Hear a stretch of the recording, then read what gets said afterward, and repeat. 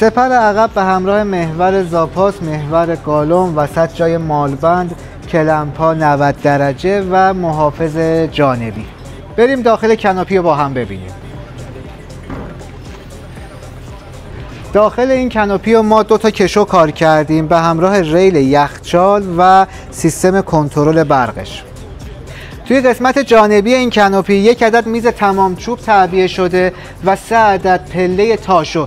بیا با من بریم دیتیل داخل رو ببینیم.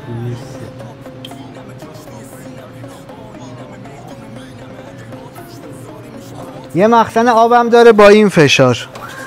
خیالت از دوش گرفتنم راحته.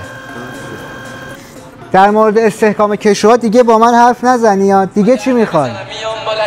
خیلی خوشحالم فهم میکنن رفتم من میگن زن داره درگیر بچه‌ست نه دیگه خسته‌ست نه آرزوشونه که برم من تا بیان توی لیگ برتر از توی بدبخت دارم میسوزن از اعماق بسته شما